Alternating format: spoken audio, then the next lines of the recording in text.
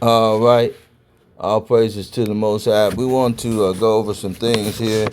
Uh, we're going to talk to you about the consciousness of the wicked, right? The consciousness of the wicked. First of all, I want to say that regardless of what court, Supreme Court, whatever uh, laws they come up with, the law of the land is godly.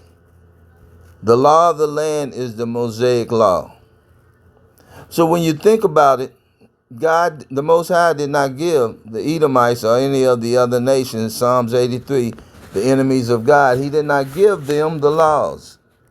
So they don't really know right from wrong. And when it came time to protect themselves from themselves, they had to come up with an agreement where a peace treaty, a set of laws where they could hold themselves and others accountable, because they knew that without some kind of moral standard, then they would destroy themselves. They knew that. They had been doing it. So they came up with the best law they could find. They looked for the best law they could find.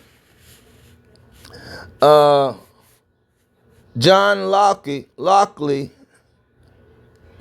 author of two treaties of government in 1889,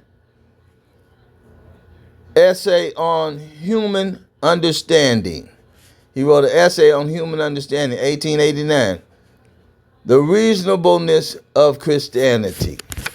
They were trying to establish the laws of humanity, human rights, because they did not know. They know they couldn't make laws, because when people make laws, they make laws to benefit themselves. If you're not a part of us, then we're gonna use another set of laws for you. But when it comes to dealing with each other in our land and trying to keep the peace among each other, because if we start fighting like the Negroes, like they plan us to do, then we'll destroy ourselves from the inside out. That's the way they have always done. They destroyed themselves from the inside out. The Roman government. They divide. They split up, and they destroy themselves. And other nations come in, and you know that's history. It happens over and over. So, but John Locke, author of two treaties of government, 1889, essay on human understanding. This is a great awakening.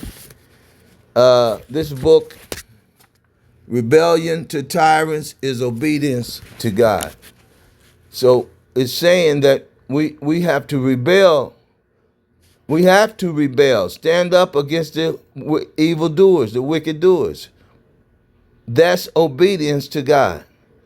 To bow down and sit down and go along with the UCC codes and the violating of the treaties, is a sin to God.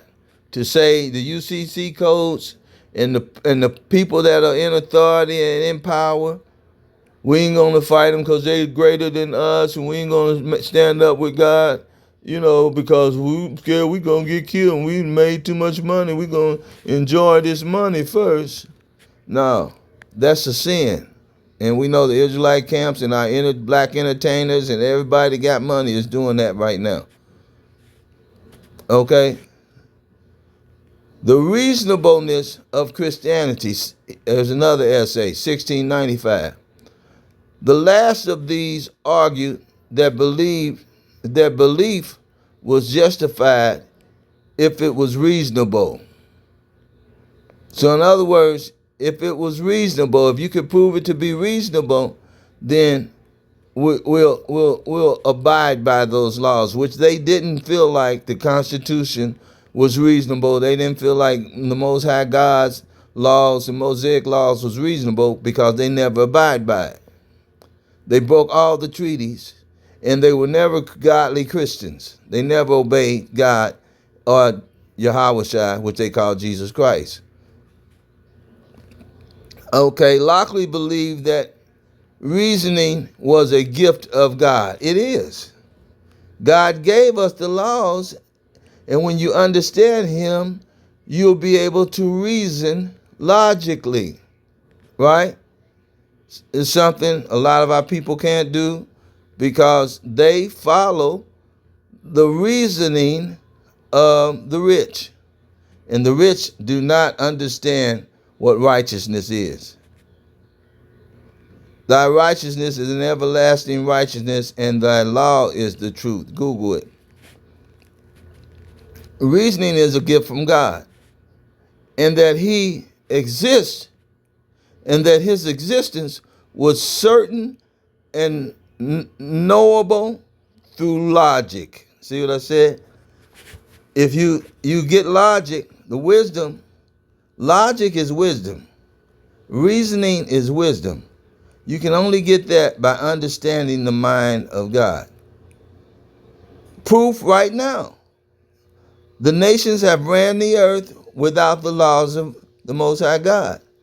And look at them now. They're in World War III, about to be destroyed and become slaves of the Most High God to serve Him through worshiping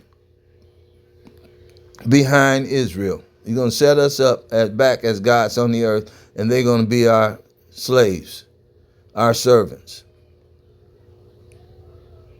Not His existence was certain and knowable. You can know God through logic, okay? Additionally, he professed, Lockley, to be a Christian, not a deist. A Christian, not a deist, and argued that the fulfillment of Old Testament prophecy and New Testament miracles had proven that Jesus was the Messiah. Okay? So you can prove that Jesus was the Messiah based on prophecies and based on His teachings and based on the prophecy that He would come and die. Furthermore, Rodney Stark argued that Lockley implicitly rested his political theory on Christian doctrine concerning moral equality. We deal with moral equality, right? All man was created equal. Lockley sought to discover the natural law which governed political and which governed politics and societies, just as Isaac Newton had discovered the natural laws of science, such as gravity. Natural law refers to those which human beings could discover through the use of their reasoning. All man is created equal, so therefore you do unto others as you have them to do unto you. However, Lockley brings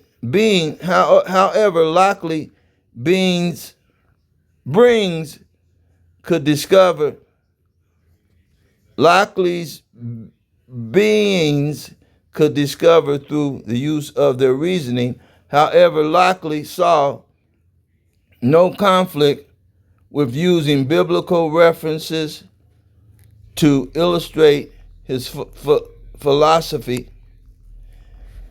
And as an example of the natural law, he referred to the Old Testament stories of Cain and Abel, Cain killing his brother Abel. Upon this ground, the great law of nature, whoso sheddeth man's blood, by man shall his blood be shed. And Cain was so fully convinced that everyone had a right to destroy such a criminal that after the murder of his brother, he cried out, "Everyone that find me shall slay me." So plain was it writ in the heart of all mankind. Right? So everybody know right from wrong. If I kill somebody, somebody should come and kill me. If I murder someone, somebody should come and murder me. God's going to send, that's God's judgment. You reap what you sow. That's what they're talking about. You reap what you sow. So they understood reap what you sow. They understood you can understand God and know him. And they understood all men was created equal. So nobody had a right to force their will or their jurisdiction on another man in his land and come and take his land from him. According to Lockley, all people were created free and equal by God. He called this condition the perfect freedom, the state of nature. Like Cain, it was obvious to anyone with the ability to reason that in this original state of nature, people had a God-given natural right to life. God gave the life, he should be the only one to take it. As well as liberty and the ability to mix their labor with natural environment to create property. Use the resources, understand the elements. You got land that you can pass down through generations, so everybody have a place to live. We don't have to build no big government. We can all use the water. We can all use, the air. However, the state of nature had no protection for these natural rights. You weren't able to protect your natural rights, right? So, although it was wrong for you to invade another man's land and try to force him into slavery to work for you for free, it was wrong. Everybody knew it was wrong, but there was going to be some evil people down here that was going to try to overstep their bounds. Consequently, people made social contracts. Social contract, that's what the Constitution, that's what common law is. That's why they picked up common law. They made social contracts whereby they agreed to come together as societies and then create governments. Therefore, governments were not intended to provide rights, because we already had our rights, God-given rights, but to secure those rights which people already possess by their very nature as a human. You are human, so that's why the 3/5 came in. If you want to be their citizens, then you would be 3/5 of a citizen of the United States, because they had planned, because they know you had no business over there trying to be one of their citizens. I don't care if you did come out of slavery, you were supposed to reunite yourself with the unity of your people, unity and protection of your people. Just because they destroyed Black Wall Street, Lanier Lake, we were not supposed to stop trying to unite ourselves. But because we were asleep and we thought that the Most High was not our God and he was their God, we kept trying to do the next best thing, is to be friends with them, be included with them, so they, Stockholm Syndrome, so they would stop mistreating us, right? And maybe that would help us. If we did what they said, would help them like us better. If we bow down and let them be the masters of the land. That's the same mind they have now. Therefore, governments were not intended to provide rights, but to secure those rights which people already possess by their very nature as human beings. Or as Locke put it, for the mutual preservation of their lives. The government, we turn to governments for them to help us preserve our lives. That's what the intention of the Edomites, and they became our objectives to live, is we had to let the government rule over us to help us preserve our rights. Liberty and estates. Estates is uh, our what we own, the things we own. Our estates, which I call by the general name property, our property. If a government failed to protect their rights, then the people could abolish it. If the government failed and wanted to make themselves our rulers instead of our employees, then we could abolish them. That's the only right. That's the only right. If you work for me and you're not you insubordinate, you don't work for me no more. You work for yourself. See how that works now? When they violate their oath of office, they no longer work for you as your government. They descend from being your employees, and now they are tyrants. Tyrants. That's what the book is about. Rebellion to tyrants. If a government failed to protect your rights, then the people could abolish it and create a new one. You understand? Why aren't the Democrats doing that? Why aren't the Republicans doing that? Because they are in a battle to overthrow the people, Democrats and Republicans. Put it in another way, Lockley argued that under certain circumstances, people had a natural right to revolution. You have a natural right to revolution because the governments ain't gonna go easy. So what does that mean? Had a natural right to revolution was with the phrase an appeal to heaven. Appeal to heaven. You ask God to give you the strength to take these people down from ruling over you. That's what we should be doing. That's what we should have kept doing when they kept destroying. We should have organized because they are weak people. Because we thought that they were God's most high chosen people. Jesus white, they white. We are in slavery. We didn't know the most high God. We didn't know he loved us. We didn't know we were the apple of his eye. We didn't know we was his chosen. We didn't know that we were the church. They had corrupted all of that. Right? So an appeal to heaven. In any society, people have the right to make an appeal to the law. Now, the law is the most high, is the common law. That's the law of the land. We go back and we look in the common law and we say, okay, how should people treat each other? Should the people that work for us and that's supposed to be uh, uh,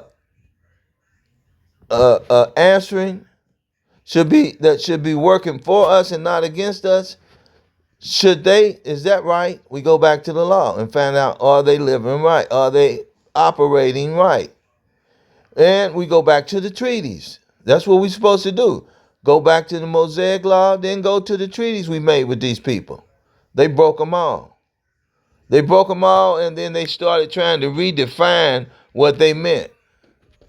So, for appeal to the law, for a redress of grievances, for them to turn, redress it, check it out, restore restore our injury, restore the injury, and get back on track. That's what the Democrats should be doing now. That's what House Resolution 414 is supposed to be doing right now. Giving us our reparations, restoring back to the treaties, And if they're going to operate as government until we get established, and it should be really easy for us to get established. We got the Most High and the laws of God, and God fighting for us. Yahweh fighting for us. We got the Israelite camps teaching us the laws, although they're fighting each other. And they should be leading us. That's all I talk about. They also had expectation that there would be an unbiased application of it, right?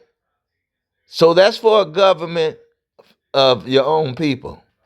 Now, we can't expect these people to be unbiased because they're over here stealing. They sticking stuff in their pocket, in their shoe, in their socks, in their pants, in the wherever they can stick it. They're stealing. So it can't be unbiased. That's why we have to separate from them. We do that first mentally. That's the first military strategy we should use. Is mentally know who we are and know what right and wrong is. And know who God is fighting for. Yahweh God is fighting for. Know who needs to be restored. Know whose stuff is being stolen. Know who the thieves are. Know the tactics that they're using. The strategies. Know how they're thinking. We see that now. God is showing us through how they are responding around the rest of the world and how the rest of the world is responding to our captors, to the people who occupied us and been destroying us for years. The Most High said, y'all held them too long. Yet when they was trying to come back to me, y'all kept trying to steal their identity, steal their resources, threatening them with weapons, wouldn't let them move freely to come back to me. That's what they're being judged for now. Let me see. Unbiased application of it. The law. The law. When justice was not meted out fairly, however, they are left to the only remedy in such case an appeal to heaven. What should we do, Lord? The Lord says, stand up against the evildoers. You got to take them down. If not, they're going to destroy all your people. You got to take them out of governing your affairs, right? So that means you got to stand up and declare your citizenship in the kingdom of the Most High God. Declare his king as your king and declare his law, his mind, the way he think as the way you think. The Mosaic law will show you all of that. So, argued Lockley. This was Lockley. He had read the Bible and he understood now at this point, he understood godliness. Lockley again cited scripture to make his point. With war implement between the ancient Israelites and the Amorites, this is what he said.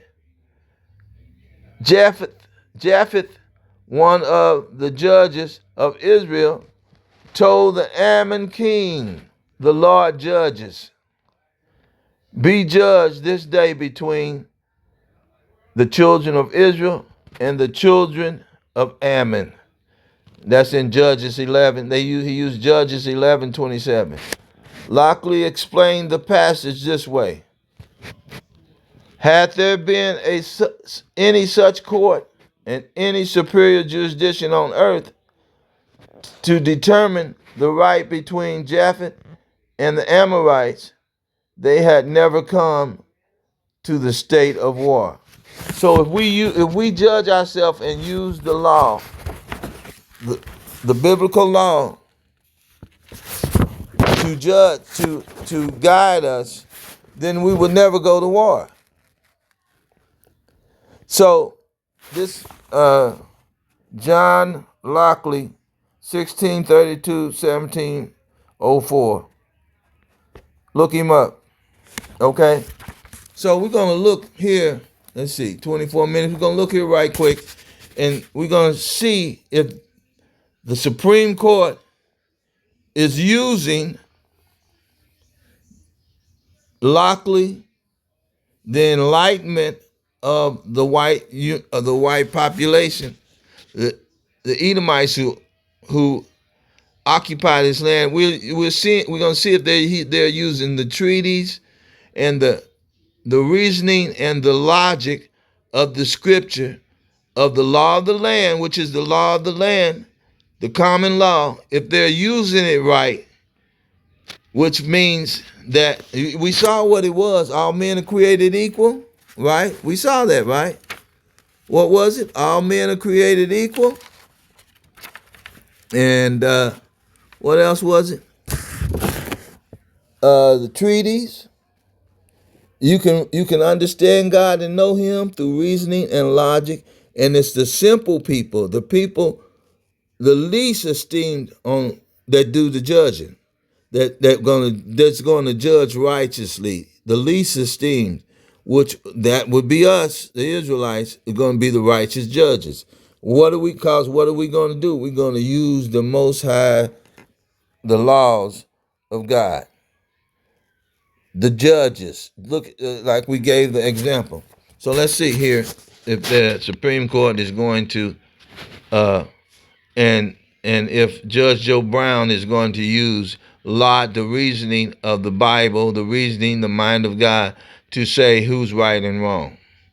In this two-party state, we are the sovereign here because they came here violently, stole what we had, stole our identity, miseducated our children to believe that they brought us here and we have really no rights, except no outlet to help us except for becoming there under the table, bowing down, eating scraps, citizens, which we're really not citizens.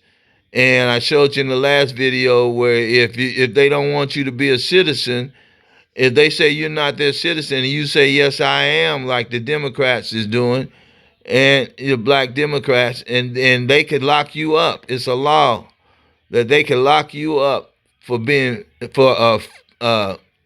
representing yourself falsely, for stealing identity. You know what they've done for years. And what they're doing, they're gonna lock you up for when you say, I'm your citizen too. You owe me this. We have rights. They like you're not part of this, we can lock you up. I just showed you that. Yeah, I need to show you again. I think I will. Show you one more time. One more time. Let's show you one more time. 18 U.S. Code 911, citizens of the United States. Listen.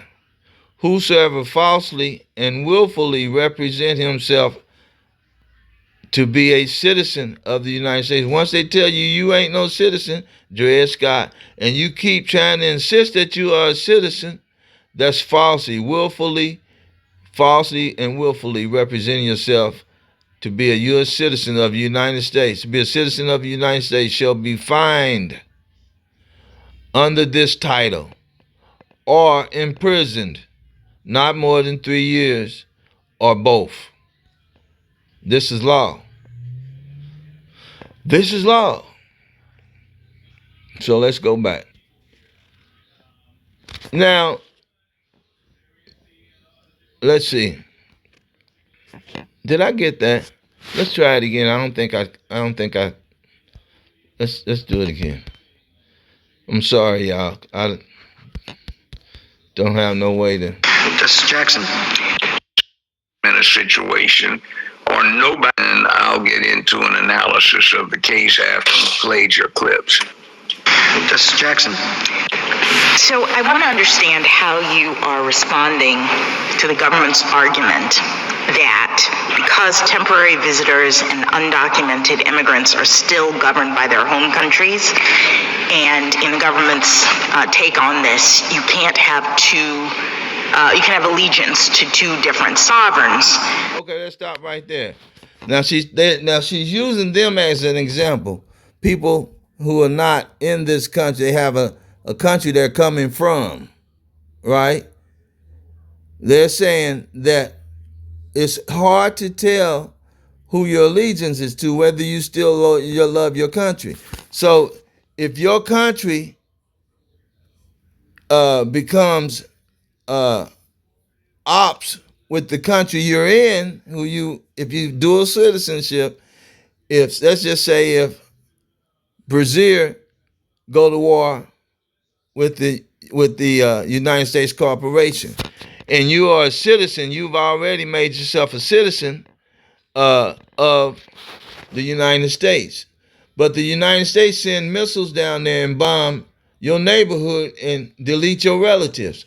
Are you still loyal to the United States? Will your loyalty be with them, or will your loyalty be with your family? So that's what they're saying. It's impossible to have dual citizenship. And it don't make sense to say you can have dual citizenship. It's not safe. Okay? And those groups can't have the requisite allegiance to be subject to the United States for the purpose of the 14th Amendment. That's what she's saying they can't be. You can't say they are going to be subject to you, and like you put them boots on the ground. You said once you go down in Brazil and in your old neighborhood and blow it and delete everybody, all your family members. If you loyal to us, you got to do that. Who are your allegiance to? Now you standing up there in their military or in the dragon's mouth, and you supposed to tell him, no, I ain't gonna do that. Then you absolutely no help to your family at that point either. Because what are they gonna do? They're gonna lock you up or do something worse. They still gonna go down there and put some boots on the ground in your neighborhood. Right? So it don't make sense to swear allegiance to a foreign nation. Now, in our case, I'm explaining. Our case, I really just basically already explained it. We are sovereign to this land. We can't, like the Dred Scott case made sense. We can't let you guys be citizens because we can't trust you to uphold the beautiful 2025 plan.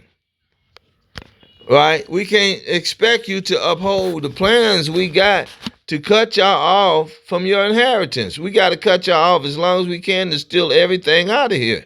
So we can't expect and think that you actually would go along with that. So to say you are citizens would be disingenuous. And that's what's happening.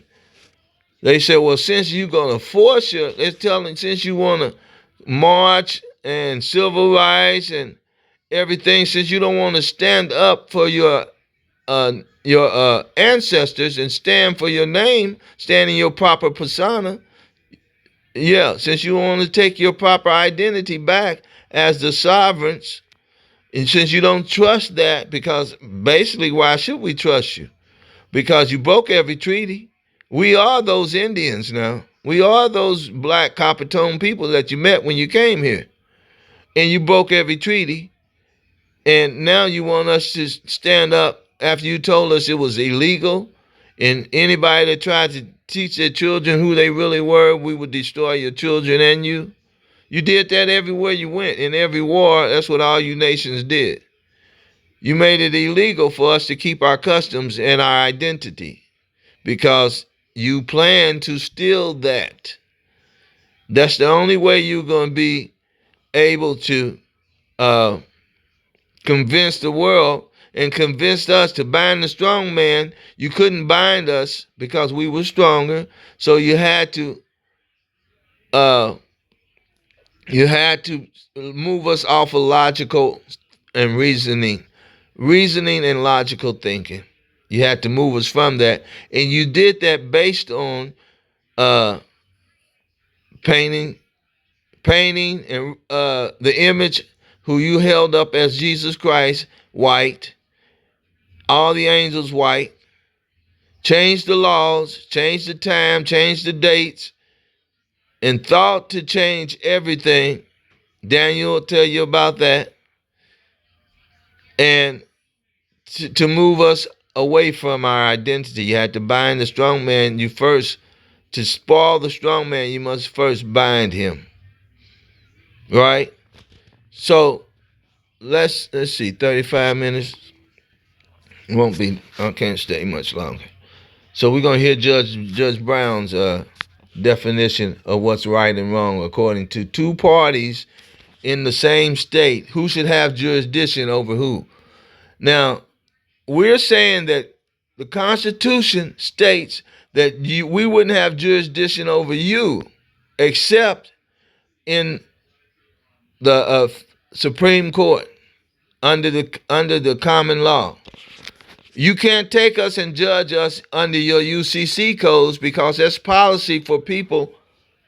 I hope y'all get that. The UCC codes and the codes and the law that Nate and these other Israelite camps bow down to, we are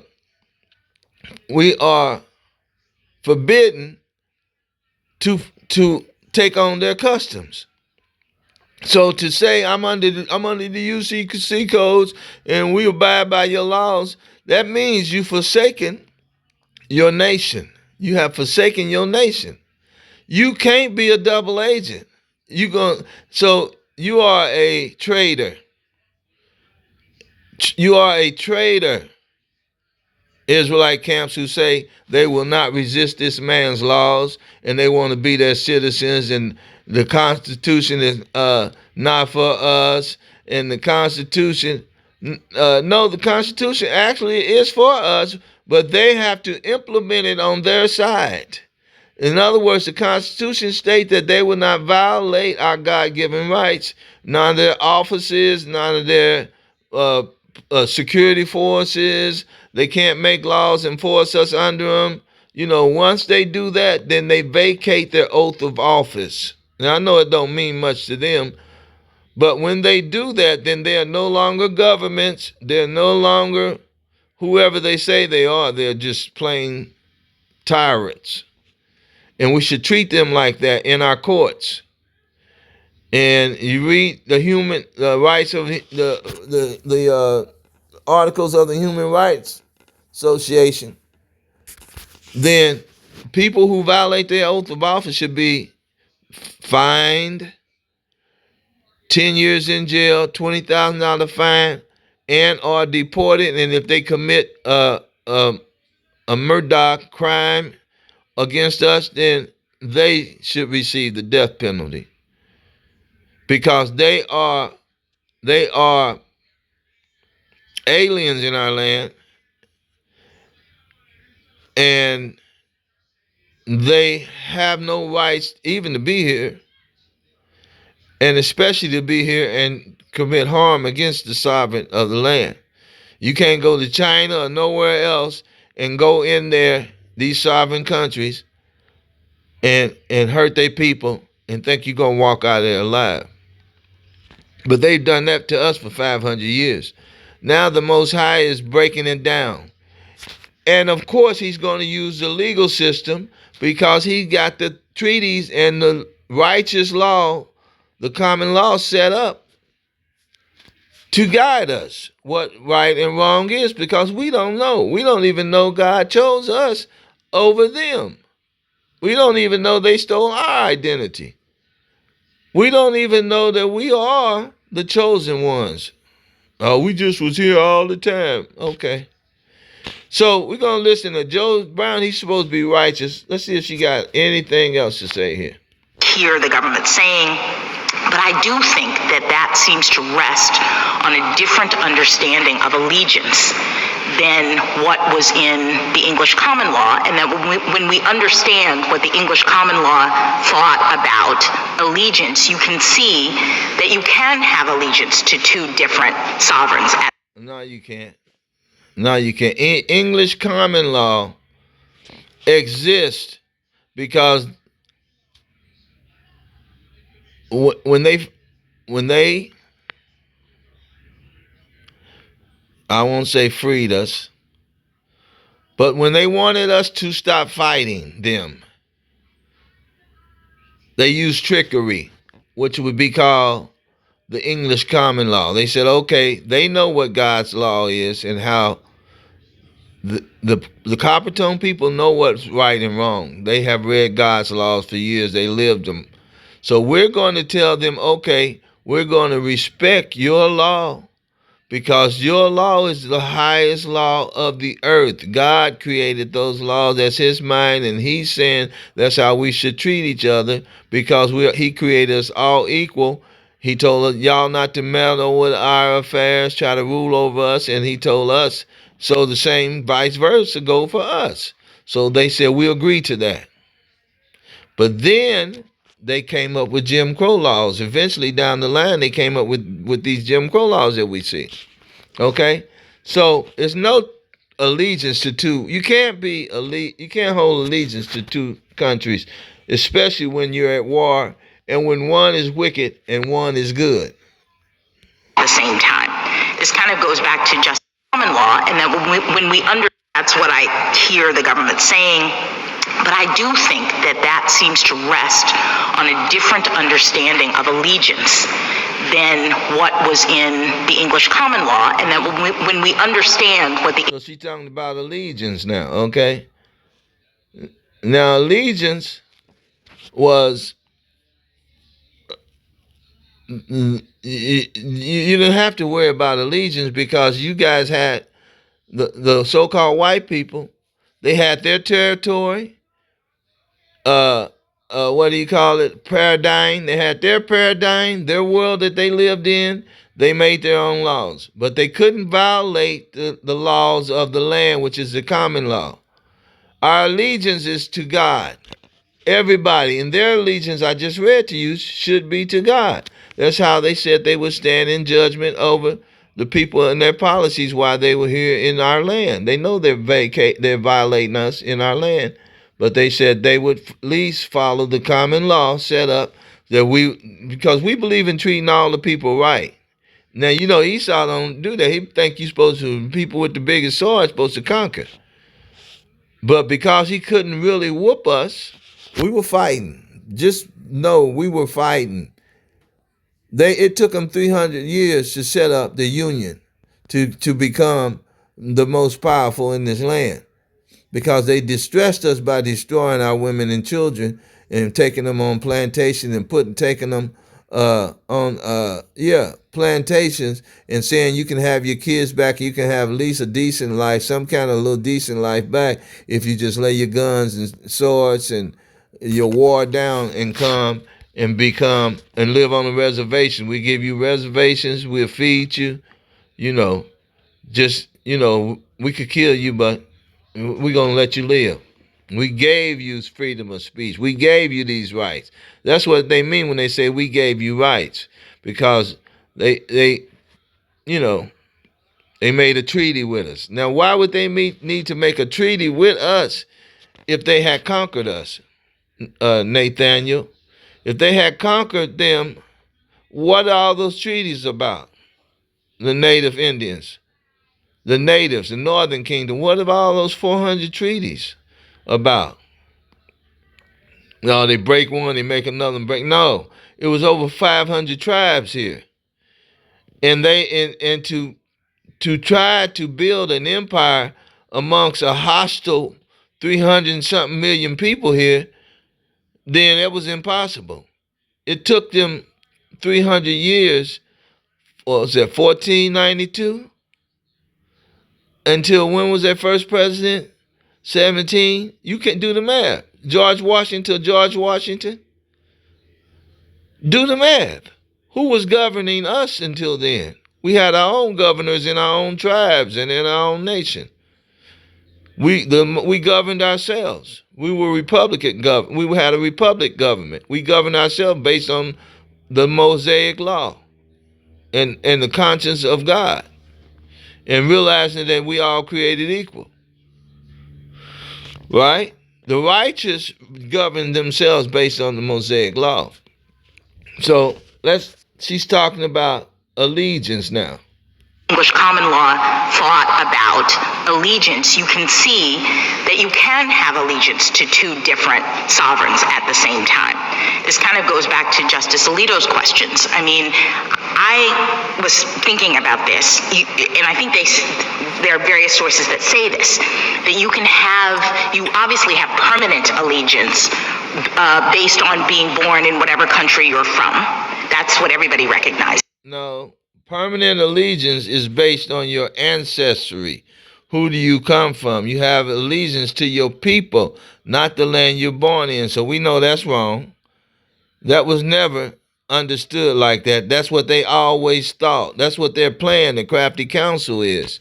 That we'll say your nationality is based on where you come from. Okay? That's not true. But you... And the Israelite camps and use the Bible to debunk that thought. And that's not logic. That's not reasoning. That's illogical.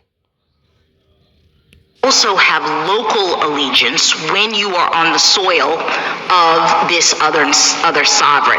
And I was thinking, I'm a U.S. citizen. So they should have white people. That's why they created the common law, because that's our law, and that's how we do. We treat people equally. Do unto others as you have them to do unto you. That's not their law. That's God's law. And they should have local allegiance to us because we are the sovereigns to this land. And that's what the rights of indigenous people and the human rights states, that when you're occupying a sovereign land, you cannot force them under your jurisdiction. We coming down to it now. I'm gonna keep pushing that out here. I don't care who listens to it. I'm gonna keep pushing that out here because Dana and Joe Brown, y'all not gonna win. And the United States, y'all falling. So everybody that's trying to keep upholding that citizenship and force us under their jurisdiction and force them as the legion or the head of this government, and everybody should bow down to them, y'all gonna fall with them. And visiting Japan. And what it means is that, if I steal someone's wallet in Japan, the Japanese authorities can arrest me and prosecute me. It's allegiance, meaning can they control you as a matter of law. I can also rely on... Okay, so what they're saying, if we got two nations, if the same thing go with Japan, this is human rights. If they're in our territory and harm us and do something to harm us, we can arrest them. Any other nation, I don't care who you nations are over here, we can arrest you. We're setting up our government now. We can arrest you and hold you to our laws. Now, if we want peace between your nation, then your nation have to treat us the same way. Now, they got us in their prisons years and years and years and years and years, and they don't judge their people the same way they judge us. Right? So we know that's not fair. So they can't look for fairness from us because for 500 years they have not been fair to us. So let's listen to the rest of her theory. Them, if my wallet is stolen, to, under Japanese law, go and prosecute the person who has stolen it. So there's this relationship. So she said there's a relationship between us. If we do something to them, they punish us. If they want us to be fair with them, then they'll give us the same we'll agree on what level of punishment that we should get. And we see them breaking that, then we'll, like Iran is doing, you hit us, we hit you the same way. Eye for an eye, tooth for a tooth, between the nations, two different nations. Based on, even though I'm a temporary traveler, I'm just on vacation in Japan, I'm still locally owing allegiance in that sense. Is that the right? That's not allegiance. You can't do a damn thing about them locking you up when you're over there breaking the law. That ain't no allegiance. You gonna force, they're gonna drag you. You're gonna be drawn under their jurisdiction because they're gonna force it on you. You over there hurting their people, hurting them. How in the hell is that allegiance? See how stupid they are, man?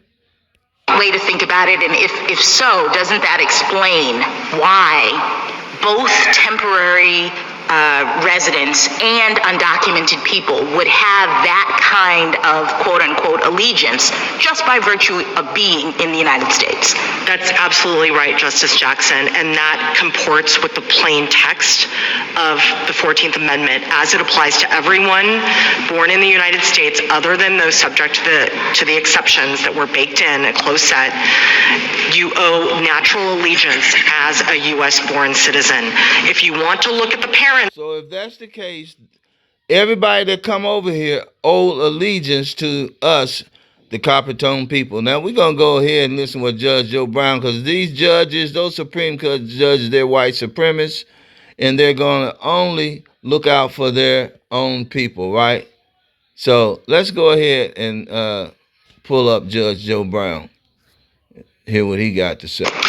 Okay, can we stop right here? With due respect to her honor, she irritates me when I hear her. That's not what you're supposed to get from a Supreme Court justice. Here's what they're talking about. Let's hypothetically imagine there's a declared war going on, okay? So that's where he started out wrong at, because there is a war. There's a war between the government and the people, and there's a war against the United States, who are invaders of this land. They're occupying us because they say they're not at war, but they are at war with us. Them trying to implement all these Jim Crow laws and trying to overthrow us is proof. I don't have to wait till you say, I'm going to get you, and you coming at me with all your fists and blows for me to know we fighting. I'm about to fight you in a minute, and you throwing blows, and I'm supposed to say, okay, well, let me know when you're going to start fighting, because you're knocking the hell out of me now. No. I don't have to wait till you come running up on me until you get close enough to hit me before I start my own offense. Because you're showing me that you have assaulted me. That's what assault means, when you make me flinch or get out or move out of my place because I'm afraid you're about to hit me. That's an assault. If you hit me, that's assault and battery. Well, I don't have to let you hit me. You have somebody that is subject to the jurisdiction of the United States. That is, they owe allegiance to the United States of America.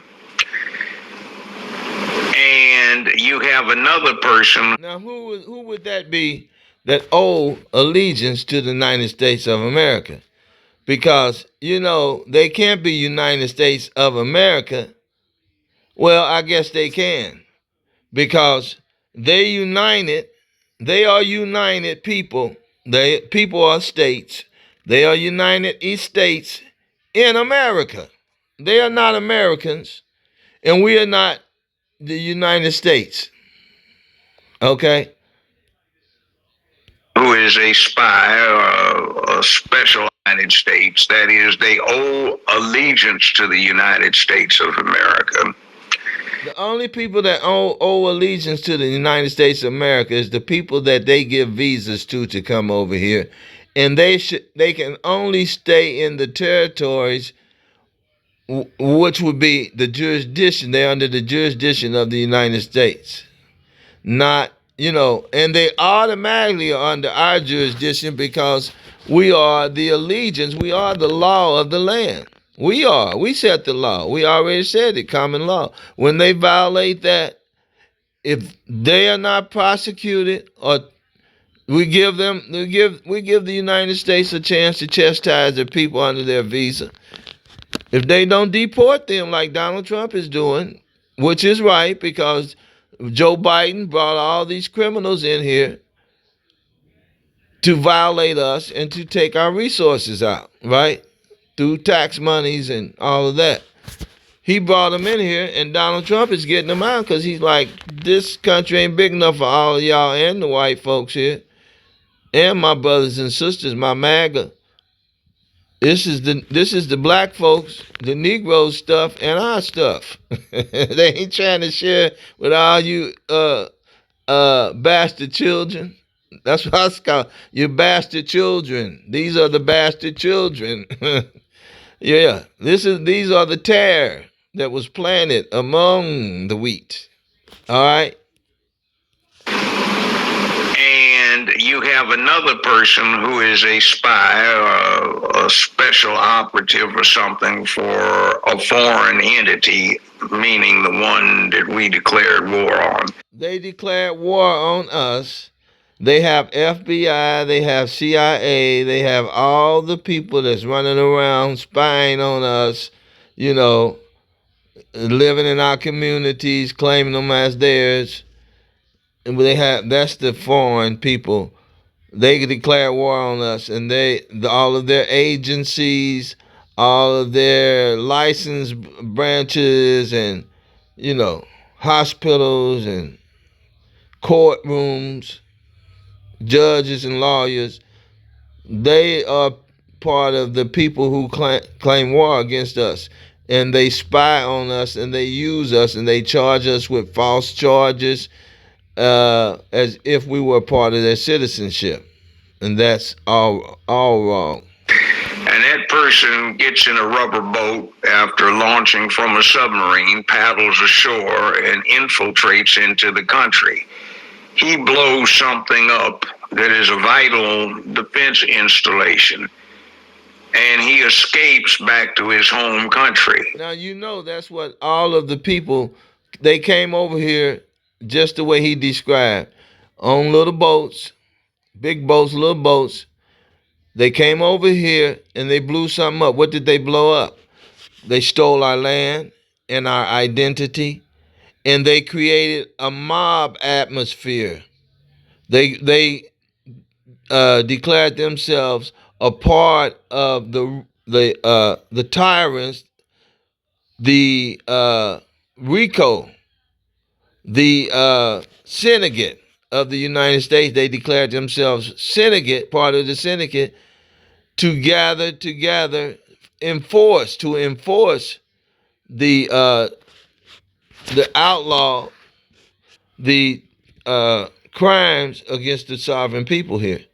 They help to enforce. All these nations that come over here, like Trump said, they are illegal, they are criminals, just like us, just like the Edomites. We are all criminals against these people.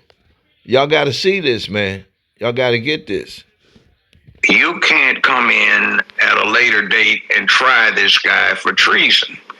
But if an American subject to the jurisdiction of the United States country, he blows something up that is a vital defense installation, and he escapes back to his home country, you can't come in at a later date and try this guy for treason. See, now he's setting that up like that because what he's saying is because of what the United States did and forced us under their jurisdiction, we can't come back and try and say, hey, y'all owe us reparations. He's a slick old demon, man. He's setting that up like that.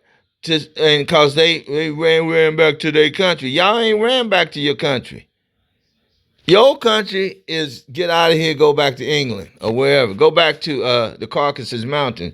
That's the only way. If you still in our territory, because this is our territory, if you still here, we can still charge you for the crimes of your forefathers. So get out of here with that, Judge. You ain't slick. Let's keep listening. You can't come back and then say y'all owe us. No, yes we can, because murder and fraud, there's no statute of limitation for it. So if you still sitting here doing what your ancestors told you to do to hold us in captivity, we can charge you for it.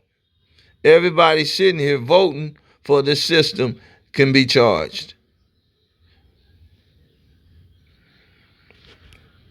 But if an American subject to the jurisdiction of the United States commits the same act, that is, blows up a vital defense installation, you can try him for treason.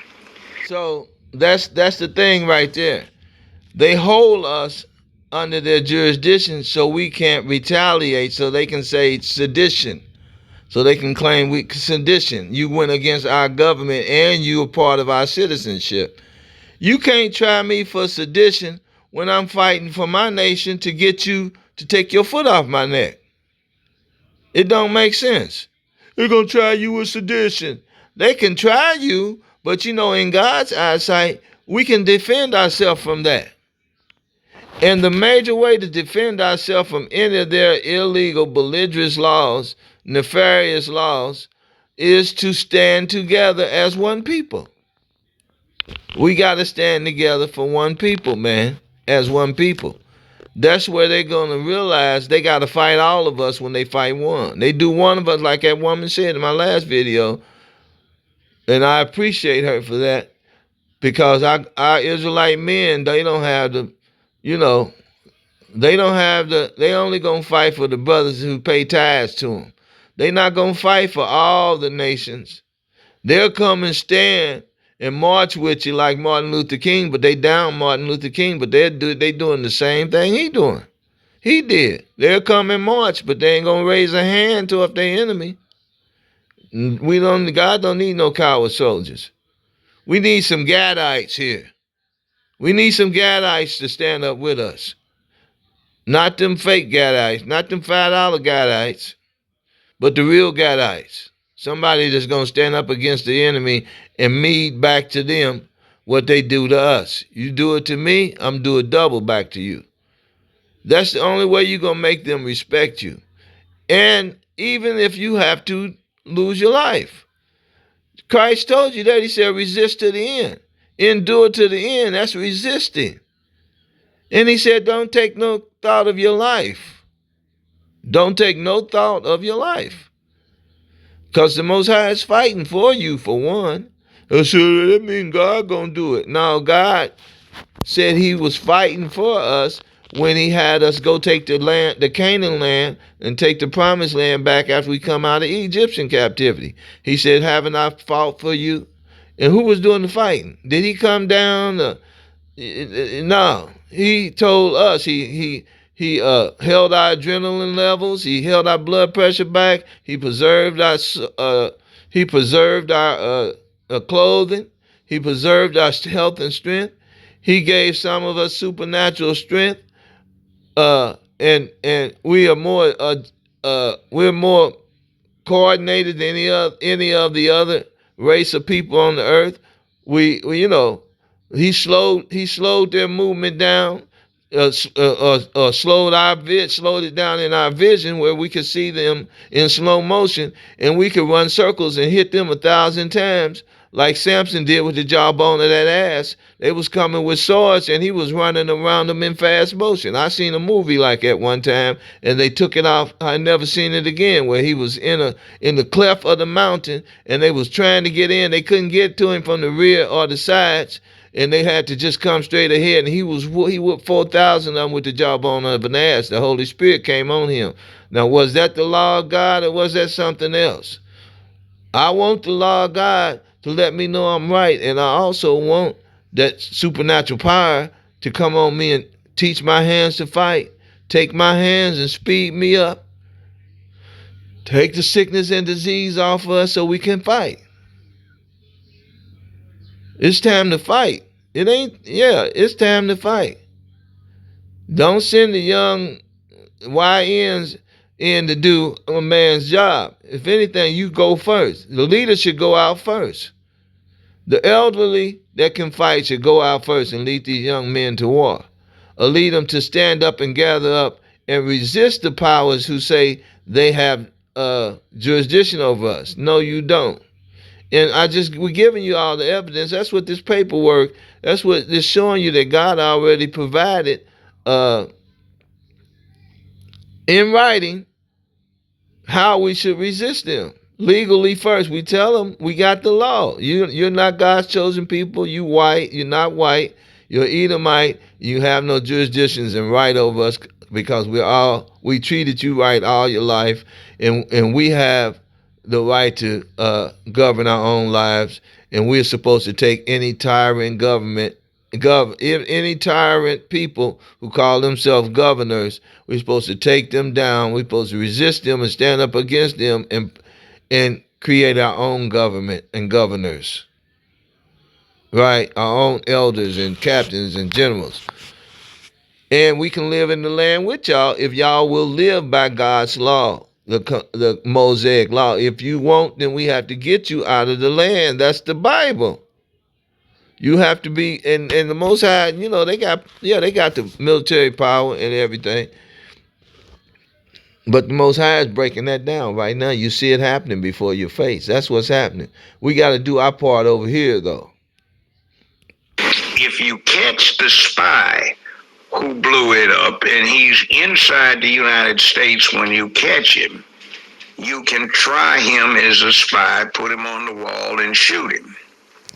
If he escapes and gets back to his own country, you can't go after him after the war for blowing up that installation, because that is a legitimate act of war and he owes no allegiance to the United States. See, so legitimate act of war, they have declared war on us for 500 years. He just told you, is to take them down. Is to use physical violence against people who are using physical violence of you. That's the legitimate, and we can't be tried for sedition or held guilty, held indicted. We can't be indicted by the Most High God. He's going to uphold us because we're standing against the wicked evildoers. He just said it. That's the logic right there. That's the reasoning, and that's the logic, and that's godly. United States of America.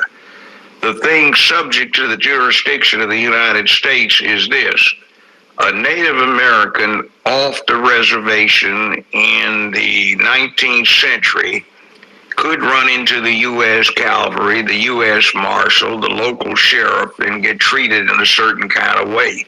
But if he's on the reservation, he's not subject to the jurisdiction of the United States. He's subject to the jurisdiction of that tribe and that reservation. Now you see how crazy he is? He's using them. Why don't he use the black Indians and their sovereignty here? So, if the United States, they have no jurisdiction like that. That we don't have to stay on a reservation. We don't have to stay in our place. In other words, Jim Crow is going to put you back in your place. And so he's setting them up.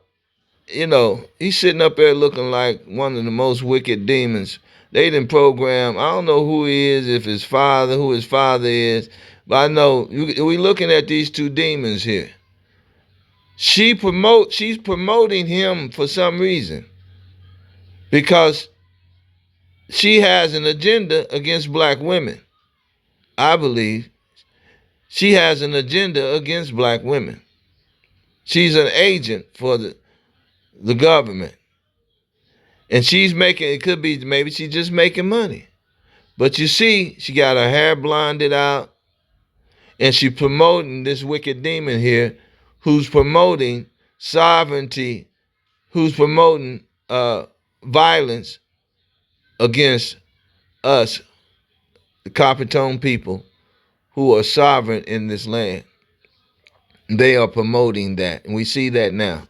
That scenario he used, he set that up to say we can't retaliate on them in any kind of way, not even asking them to give us reparations or restore our communities and restore our genocide nations to, the Most High has already re-educated us with the Bible, thanks to our brothers, the Israelite camps, who's out on the street faithfully.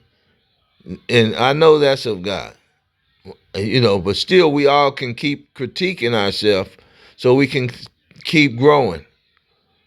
You can't sit down and say, well, we did our job and now we just going to enjoy it and enjoy these YouTube monies, and we're going to enjoy ourselves, dancing, party, keep the feasts, and just enjoy this time and watch y'all get destroyed. Y'all didn't join us, so go on and get destroyed. Okay. You get the distinction? And that's what's going on. The other thing here that is basically left untouched to a great extent on behalf of the people who are promoting wide open borders is that there is a conflation of the rights of a child with those of the parent. Okay. Wait. Now, technically, the issue could be resolved very simply, but it is ruthless, it's cold-blooded, and it disregards a lot of humanitarian considerations, but I've done it myself from the bench in certain circumstances. You hear that? He testified. Imagine, if you would, He's confessing to a crime now. Listen. you have a mother, and she's been convicted of an armed robbery, and somebody is shot. Several people have been shot during the course of the armed robbery, and the jury sentences her, or doesn't sentence her. They find her guilty of robbery with a deadly weapon, or in this case, especially aggravated robbery. She's in front of me, and this has actually happened. And the sentencing guidelines establish, without any aggravation, a minimum sentence of 25 years in the penitentiary. Well, she has a child. So, as actually happened, she's saying, you can't sentence me to a penitentiary, judge. Who's going to take care of my child? I don't have any relatives.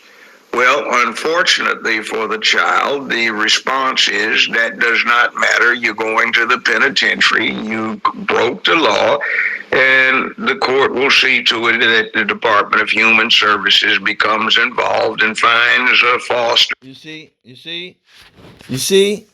Did you see that? Now they make exceptions for so-called white people all the time in these situations.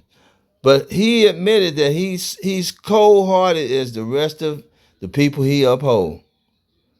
And he's bold enough to come in your face and in the face of the Most High God and tell you, yeah, I did it. You broke our laws. You broke our laws, right? Now, you know, and he was not even a constitutional judge, right? He was not even a common law judge. But he's bold enough to say, yeah, I did that to God's people, and I'm proud of it.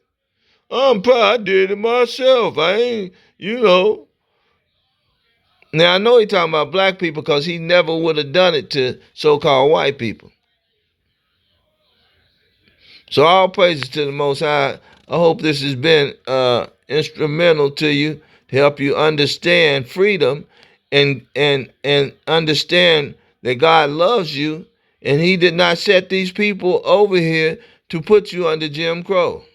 And he's gonna change, he's gonna break that, he's gonna break them down. We seeing them fall, but we see why they're falling. We see the wickedness and the evilness of them, of these people and their minions. Everybody's trying to hold them up because they don't want the world to come to an end while they got all this money, right? Only the simple and the pure, I mean the low people at low estate won't change, and they're trying to silence us so we won't gather together. They don't realize that they can't silence the Most High. He watches over his word to perform it, and the fact is that you can't change prophecy just because you proud of that you I mistreat you. I'm evil. I'm just like them. I get them too. I ain't worried about no God. Sitting up in the chair about to croak. And you got a nerve to boast about your wickedness. And she put you on there to do that. So y'all think y'all getting away? Because judgment to an evil deed is not executed swiftly. What did it say? The wicked rise to the highest point of wickedness. Because they think they're not going to be judged. So they just keep getting eviler and eviler. Okay? Just like Pharaoh, he would let you rise up. So all the people will see, yeah, and he should have drowned their ass in the Red Sea. So all praise to the Most High.